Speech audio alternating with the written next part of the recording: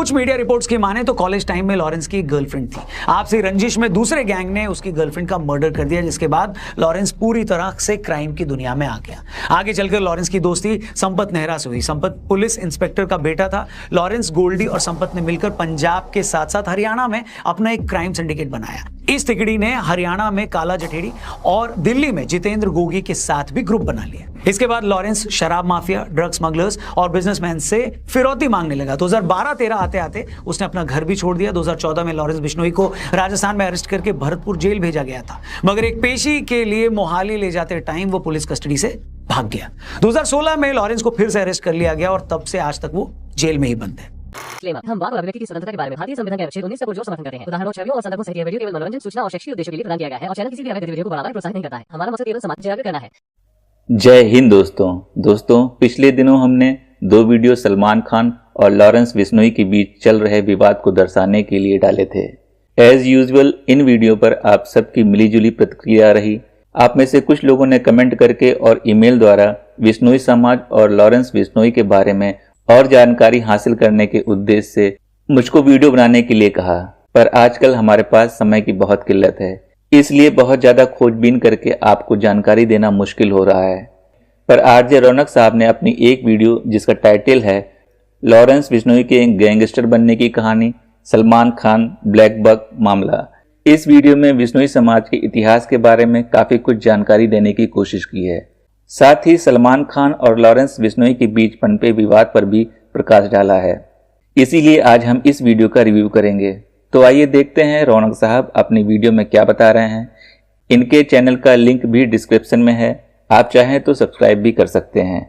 दोस्तों, तारीख थी 3 अक्टूबर, साल था 1996। बीकानेर के रहने वाले निहाल चंद बिश्नोई को अचानक पता चलता है कि बाडनू गांव में शिकारियों ने 6 हिरणों को मार दिया है। खबर मिलते ही निहाल चंद फौरन कुछ गांव वालों के साथ शिकार वाली जगह पर पहुंच जाते हैं। ये लोग शिकारियों को रोकने के लिए उन पर धावा बोल देते हैं। शिकारी इन लोगों को अपनी तरफ आता देख गोलियां चलाना शुरू कर देते हैं। इस गोलीबारी में निहाल चंद जी बुरी तरह जख्मी हो जाते हैं, मगर वो उस जगह को नहीं छोड़ते जहां मरे हुए हिरण पड़े थे। आखिरकार शिकारियों को बिना हिरण लिए वहां से जाना पड़ता है। कुछ देर बाद घायल निहाल चंद बिश्नोई की मृत्यु हो जाती है। 1999 में भारत सरकार निहाल चंद जी को उनकी बहादुरी के लिए शौर्य चक्र देती है। इसके साथ ही निहाल चंद बिश्नोई जी पहले ऐसे भारतीय बन जाते हैं जिन्हें सेना में न होने के बावजूद शौर्य चक्र से नवाजा जाता है। हो सकता है कि बिश्नोई समाज के बाहर इस कहानी से कुछ लोग वाकिफ न हो, मगर बिश्नोई समाज में निहाल चंद जी की ये दास्तां हर कोई जानता है। हमने भी इस वीडियो की शुरुआत अगर इस कहानी से की है तो इसके अपने रीजंस हैं।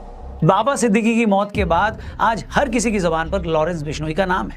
लॉरेंस बिश्नोई का ये स्टेटमेंट हर जगह चल रहा है कि जब तक सलमान खान काले हिरण की मौत के लिए माफी नहीं मांगते तब तक वो सलमान खान को माफ नहीं करेंगे। बहुत से लोग जो राजस्थान या इस इलाके के बाहर के हैं वो ये बात समझ ही नहीं पा रहे हैं कि आखिर एक हिरण को मारना इतना बड़ा मामला कैसे बन गया। बहुत से लोग लॉरेंस के इस गुस्से पर हैरान भी हो रहे हैं। लॉरेंस ने सही किया या गलत हम उसकी डिटेल में नहीं जा रहे, लेकिन हमारे व्यूअर्स के लिए यह समझना बहुत इंपॉर्टेंट है कि आखिर बिश्नोई समाज एक हिरण की मौत के लिए सलमान खान से आज भी इतना गुस्सा क्यों है। हो सकता है कुछ कौमों के लिए मासूम जानवरों को मार देना उनके ट्रेडिशन का हिस्सा हो, लेकिन बिश्नोई समाज ऐसा है जहां जानवरों को इंसानों की तरह ही माना जाता है। ये एक ऐसी कम्युनिटी है जहां महिलाएं जानवर के अनाथ बच्चों को स्तनपान तक करवा देती हैं। बिश्नोई समाज के गुरु जंभेश्वर जी ने इस कम्युनिटी को ऐसे संस्कार दिए हैं कि ये लोग पेड़ पौधों की हिफाजत के लिए अपनी जान तक दे देते हैं। इससे पहले कि मैं लॉरेंस बिश्नोई गैंग और उनकी सलमान खान से चल रही दुश्मनी पर आऊं, आप एक और कहानी सुन लीजिए। ये कहानी आपको बताएगी कि आखिर बिश्नोई समाज के लिए हिरण या जानवर ही नहीं, पेड़ पौधे भी क्या मायने रखते हैं। राजस्थान में खेजड़ी का पेड़ पाया जाता है। ये एक ऐसा पेड़ है जो भरे रेगिस्तान में भी हरा भरा खड़ा रहता है। खेजड़ी का पेड़ भी बिश्नोई समाज में उतना ही पवित्र माना जाता है जितना कि काला हिरण। यह मामला है साल 1730 का, 1730। उस वक्त जोधपुर के महाराजा अजय सिंह को अपने महल के लिए लकड़ी की जरूरत थी, तो उनके सैनिक गांव में मौजूद एक खेजड़ी का पेड़ काटने चले जाते हैं। जैसे ये बात अमृता देवी नाम की एक महिला को पता लगती है तो वो पेड़ के आगे खड़ी हो जाती है। अमृता देवी ने सैनिकों को चुनौती दी कि अगर तुम्हें पेड़ काटना है तो पेड़ से पहले तुम्हें मेरी गर्दन काटनी होगी। सैनिकों ने भी अमृता देवी की गर्दन काट दी। उसके बाद पेड़ को बचाने आई अमृता देवी की 3 बेटियों को भी सैनिकों ने मार डाला और आखिर में अमृता देवी के पति को भी सैनिकों ने मार डाला। आपको जानकर हैरानी होगी कि उस दिन उस एक पेड़ को बचाने के लिए 363 लोगों ने अपनी जान दे दी। ये बताइए दोस्तों, क्या दुनिया के इतिहास में आपने ऐसी कोई एक भी कहानी सुनी है जहां एक पेड़ को बचाने के लिए 363 लोगों ने अपनी गर्दनें कटवा ली हो? शर्म की बात है कि आजादी के बाद इतिहास लिखने वालों ने औरंगजेब जैसे क्रूर शासकों का तो महिमा मंडन कर दिया, मगर उन वामपंथी मक्कारों ने आपको ऐसी एक कहानी नहीं बताई। अगर ऐसी कहानियां इस देश के बच्चों ने पढ़ी होती तो वो अपने लोगों की बहादुरी के बारे में जान पाते। आज के बच्चे ये समझ पाते कि बहादुरी का मतलब सिर्फ ये नहीं होता कि आप दूसरे राज्य पर कब्जा कर ले या आप मजहब फैलाने के लिए काफिरों की गर्दन काट ले। बहादुरी का मतलब ये होता है कि अगर एक पेड़ को बचाने के लिए आपको अपनी गर्दन तक कटवानी पड़े तो भी आप पीछे न हटे। बहादुरी किसी को मारने में नहीं, बल्कि बहादुरी एक पौधे, एक जीव को बचाने के लिए अपनी जान तक देने में है। और भारत की ऐसी ही कहानियां हमारे पॉडकास्ट में आपको देखने और सुनने को लगातार मिलेंगी। इसके लिए आप हमारे टीआरपी चैनल को जरूर सब्सक्राइब करिएगा। डिस्क्रिप्शन में उस चैनल का लिंक दिया है। वीडियो में आगे बढ़ते हैं। लॉरेंस बिश्नोई का कहना है कि बचपन में जब उसे यह पता लगा कि सलमान खान ने जोधपुर में काला हिरन मारा है, तब से ही वो उससे बदला लेना चाहता था। जो लोग उस वक्त के बारे में नहीं जानते उनको ये बता दें कि ये बात है 1998 की। सलमान खान अपने को स्टार्स के साथ उस वक्त जोधपुर के आसपास हम साथ साथ हैं फिल्म की शूटिंग कर रहे थे। तभी रात के अंधेरे में गांव वालों को गोली चलने की आवाज आई। गांव वाले गोली चलने की जगह पर पहुंचे तो वहां पर उन्हें गाड़ी में कुछ लोग दिखाई दिए। गांव वाले गाड़ी को तो नहीं रोक पाए, मगर उनमें से एक आदमी ने सलमान खान को पहचान लिया। पड़ताल करने पर पता चला कि उस रात गांव में 2 चिंकारा और 3 काले हिरण मार दिए गए हैं। मामले की छानबीन शुरू हुई और वन विभाग की टीम घोड़ा फार्म्स पहुंच गई, जहां सलमान समेत हम साथ साथ हैं के क्रू मेंबर्स रुके हुए थे। वहां काले हिरण के अवशेष मिले। 2 अक्टूबर को बिश्नोई समाज ने इस मामले में सलमान खान के खिलाफ FIR दर्ज कराई। सलमान खान की गिरफ्तारी हुई और उन्हें जेल जाना पड़ा, मगर हाथों हाथ ही उनको जमानत भी मिल गई। बिश्नोई समाज का गुस्सा इस बात को लेकर है कि आज इस मामले को चलते तकरीबन 27 साल हो गए हैं, मगर इन 27 सालों में सलमान खान को इस मामले में सिर्फ 18 दिन जेल जाना पड़ा और ट्रायल कोर्ट से सजा सुनाए जाने के बावजूद वो आज भी जमानत पर। 2006 में एक ट्रायल कोर्ट ने सलमान खान को 5 साल की सजा सुनाई थी, मगर 2007 में राजस्थान हाई कोर्ट ने सलमान खान की सजा को सस्पेंड कर दिया। फिर जुलाई 2016 आते आते राजस्थान हाई कोर्ट ने सलमान खान को 2 चिंकारा के शिकार के मामले में बरी ही कर दिया। 2017 में जोधपुर हाई कोर्ट ने सलमान खान को शिकार के टाइम एक्सपायर्ड हथियार रखने के मामले में भी बरी कर दिया। इसके बाद 2018 में ट्रायल कोर्ट ने इस मामले में सलमान खान को फिर से 5 साल की सजा सुनाई, मगर सलमान अभी तक जमानत पर है। इस तरह मामले के 27 सालों बाद भी बिश्नोई समाज अब भी न्याय का इंतजार कर रहा है। हैरानी की बात नहीं है कि इसी के बाद 2018 में लॉरेंस बिश्नोई ने ऐलान किया था कि काले हिरण के शिकार के मामले में वो सलमान खान को जिंदा नहीं छोड़ेगा और पूरे बिश्नोई समाज की तरफ से उससे बदला लेकर रहेगा। आज से 2 साल पहले की बात है। साल था 2022, महीना था जून का। सलमान खान के फादर सलीम खान साहब मॉर्निंग वॉक कर रहे थे, तभी उन्हें एक बेंच पर एक धमकी भरा खत मिलता है। उस खत में लिखा था, सलमान खान का हाल भी सिद्धू मूसेवाला जैसा कर देंगे। इसके बाद मार्च 2023 में सलमान खान के ऑफिशियल मेल आईडी पर 3 धमकी भरे ईमेल भेजे जाते हैं। इन ईमेल्स में साफ लिखा होता है कि अगला नंबर तेरा है, जोधपुर आते ही तू मूसेवाला की तरह मारा जाए। इसके बाद मार्च 2023 में लॉरेंस बिश्नोई जेल से एक इंटरव्यू देता है। उस इंटरव्यू में लॉरेंस बिश्नोई बताता है कि मेरा बचपन से एक ही सपना है, सलमान खान को मारना। इसके बाद अप्रैल 2023 में भी रॉकी नाम का एक लड़का फोन पर मुंबई पुलिस को सलमान खान को जान से मारने की धमकी देता है। इस साल उस वक्त हद हो गई जब 14 अप्रैल 2024 को सलमान खान के गैलेक्सी अपार्टमेंट के बाहर से 2 मोटरसाइकिल सवार लोग उनके घर की फर्स्ट फ्लोर की बैल्कनी पर फायरिंग कर देते हैं। इस पूरे मैटर में अब तक का सबसे बड़ा मोड़ तब आया जब कुछ दिन पहले मुंबई के एक बड़े नेता और सलमान खान के करीबी दोस्त बाबा सिद्दीकी की कुछ लोगों ने गोली मारकर हत्या कर दी। उस मर्डर के कुछ देर बाद ही लॉरेंस बिश्नोई गैंग ने इसकी रिस्पॉन्सिबिलिटी ले ली। यह खबर आई कि लॉरेंस बिश्नोई गैंग बोल रहा है कि जो भी आदमी सलमान खान की हेल्प करेगा वो मारा जाएगा। आपको बता दें कि ये वही बाबा सिद्दीकी हैं जिन्होंने 2013 में अपने घर हुई इफ्तार पार्टी में सलमान और शाहरुख खान की सुलह करवाई थी। बाबा सिद्दीकी सलमान खान की फैमिली के बहुत क्लोज थे।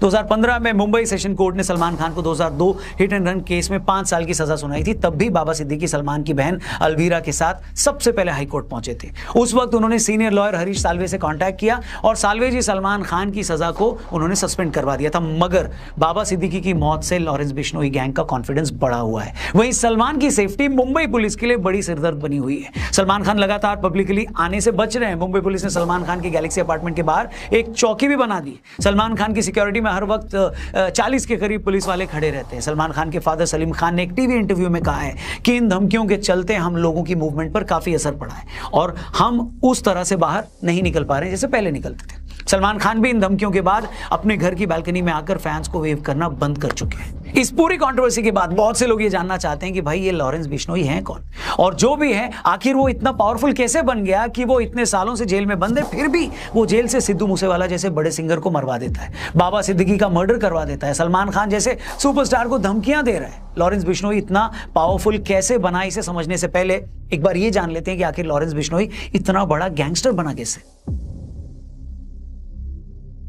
लॉरेंस बिश्नोई का जन्म 12 फरवरी 1993 को पंजाब के फाजिल्का में हुआ। पैदा होने के वक्त वो बहुत गोरा चिट्टा था, तो उनकी माता जी ने उनका नाम लॉरेंस रख दिया। लॉरेंस एक क्रिश्चियन नाम है जिसका मतलब होता है चमकता हुआ सफेद। हालांकि पुलिस रिकॉर्ड में लॉरेंस का नाम सतविंदर सिंह है। लॉरेंस बिश्नोई का बचपन से स्पोर्ट्स में काफी इंटरेस्ट था, वो कुश्ती लड़ता था। उसके फादर पुलिस में थे और वो चाहते थे कि बेटा IAS बने। अबोहर से 12वीं की पढ़ाई पूरी करने के बाद लॉरेंस चंडीगढ़ चला गया, जहां उसने DAV कॉलेज में दाखिला लिया।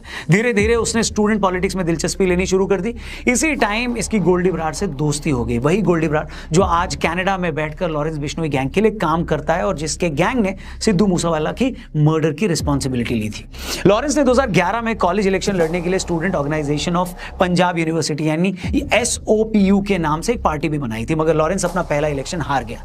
इस हार के बाद से लॉरेंस को काफी इंसल्टेड फील हुआ, जिसके बाद उसने एक रिवॉल्वर खरीदी और उस गैंग से भिड़ गया जिसने उसे इलेक्शन में हराया था। कुछ मीडिया रिपोर्ट्स की माने तो कॉलेज टाइम में लॉरेंस की एक गर्लफ्रेंड थी। आपसी रंजिश में दूसरे गैंग ने उसकी गर्लफ्रेंड का मर्डर कर दिया, जिसके बाद लॉरेंस पूरी तरह से क्राइम की दुनिया में आ गया। आगे चलकर लॉरेंस की दोस्ती संपत नेहरा से हुई। संपत पुलिस इंस्पेक्टर का बेटा था। लॉरेंस, गोल्डी और संपत ने मिलकर पंजाब के साथ साथ हरियाणा में अपना एक क्राइम सिंडिकेट बनाया। इस तिकड़ी ने हरियाणा में काला जठेड़ी और दिल्ली में जितेंद्र गोगी के साथ भी ग्रुप बना लिया। इसके बाद लॉरेंस शराब माफिया, ड्रग स्मगलर्स और बिजनेसमैन से फिरौती मांगने लगा। 2012-13 आते आते उसने अपना घर भी छोड़ दिया। 2014 में लॉरेंस बिश्नोई को राजस्थान में अरेस्ट करके भरतपुर जेल भेजा गया था, मगर एक पेशी के लिए मोहाली ले जाते टाइम वो पुलिस कस्टडी से भाग गया।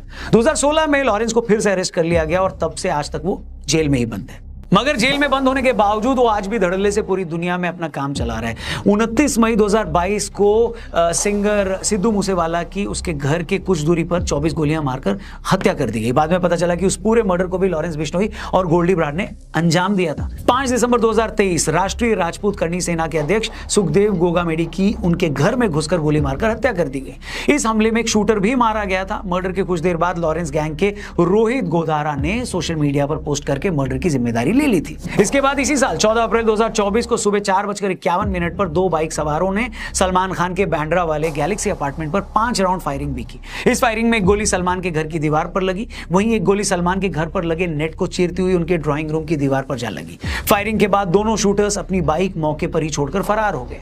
बाद में लॉरेंस के भाई अनमोल ने सोशल मीडिया पर पोस्ट करके इस हमले की जिम्मेदारी ली थी। इसके अलावा कुछ दिन पहले जिस तरह बाबा सिद्दीकी जैसे बड़े नेता की सरेआम हत्या की गई, उसने तो पूरे देश को हिलाकर रख दिया। इस मर्डर की रिस्पॉन्सिबिलिटी भी लॉरेंस बिश्नोई गैंग ने ली। आज लॉरेंस गैंग में 700 से ज्यादा शूटर्स हैं। ये विदेशों से हथियार मंगवाते हैं। इसके शार्प शूटर्स पंजाब, हरियाणा, राजस्थान, दिल्ली से लेकर हिमाचल प्रदेश से काम करते हैं और उनका नेटवर्क दुनिया भर में फैला हुआ है। लॉरेंस के गुर्गे शराब कारोबारियों, व्यापारियों और सटोरियों के नंबर जेल में उसके पास पहुंचाते हैं। लॉरेंस धमकी देकर इन लोगों से करोड़ों की वसूली करता है। लॉरेंस ने NIA को बताया था कि उसने तिहाड़ के अलावा राजस्थान के भरतपुर और पंजाब के फरीदकोट जेल में रहते हुए भी कई कारोबारियों से करोड़ों की वसूली की थी।